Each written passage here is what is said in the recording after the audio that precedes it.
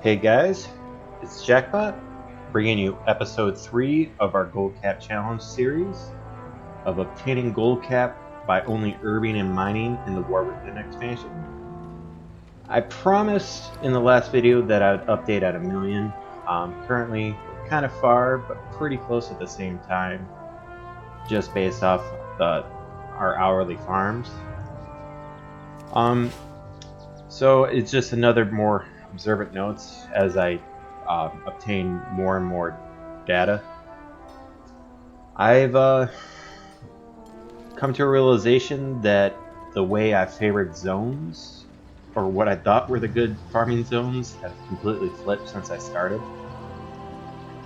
If you would have asked me after my first day of farming, I would have probably ranked the Ringing Deeps, Azkahet, Halifal, and then Isle of Dorn in that order.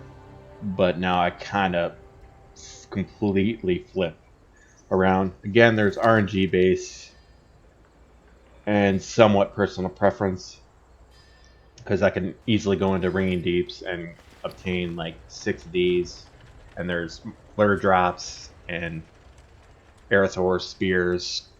You know, you get lucky with a couple rank 3 procs and you're in the game, along with, you know, rank 3 Bismuth.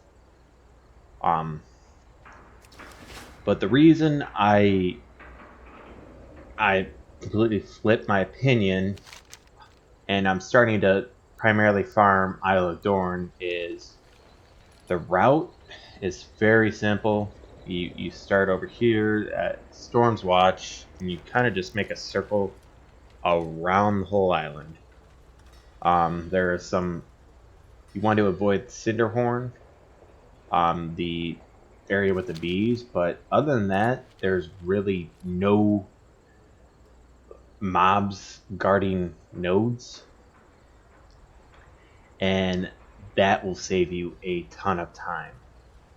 Outside of like 2 areas, you're in and out picking up the node. And the other primary reason is for ley line residue. In my opinion, Isle of Dorn is the best place to farm this rare material. Primarily, I believe it's to the fact that only 2 special effects herb spawn in Isle of Dorn, and that's either going to be the crystallized version or the Aerodata version, which gives us ley line residue and crystalline powder respectively. And crystalline powder is, you can vendor it, you're not really losing much. As you can see, they're selling for 1 gold a pop. I've been selling them 2 gold all day.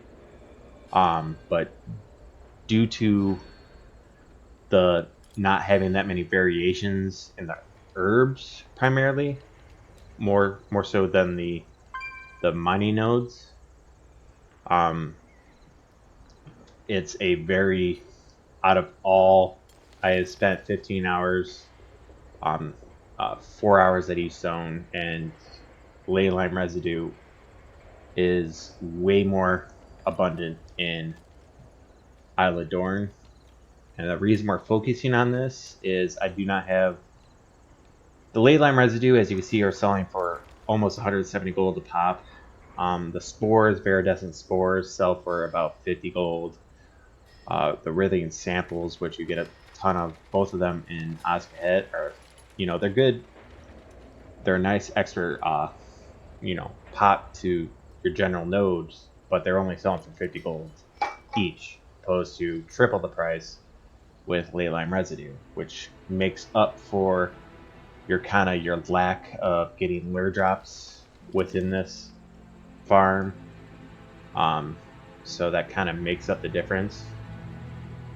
I mean, Halifal is also great too, but it's just a little bit more abundant, and you're kind of more imperfect nullstone dependent. But again, I'll have way more data as we go on, continue in this series. But I'm primarily just looking to farm Isle of Dorn to kind of get my ley line residue numbers, see the average for another 10 plus hours. This is all the stuff you see in the bags are what I've farmed in 1 hour in the Isle of Dorn. So you can see 38 ley line residue is pretty good. I mean, on a lot of other runs, I've gotten 7, 0, 5 in other areas just because they're just more different effects abundance. You got the web. Um, it's just more variety in the other zones opposed to just like the starter zone of Isle of Dorn. So until leyline residue prices kind of fall to where the other ones go, I think I'm primarily going to stay in this zone to farm.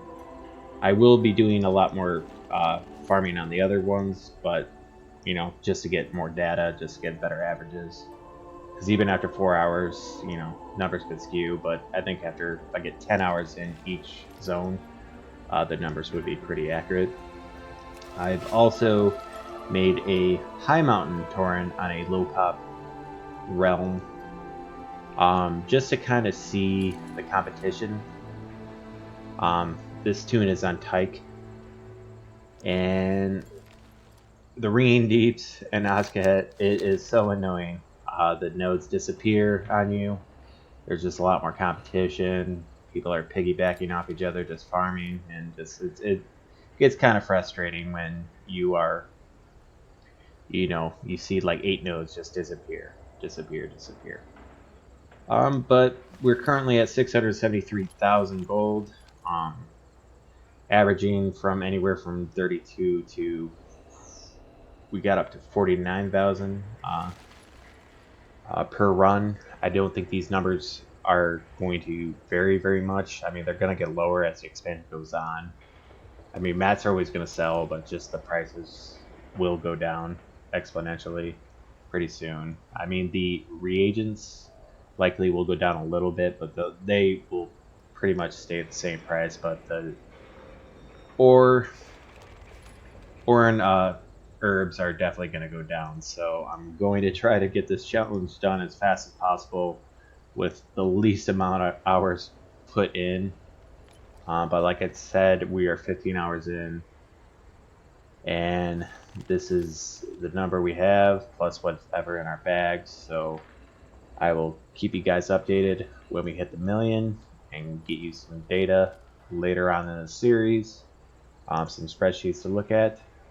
But thank you for watching and enjoy the rest of your night.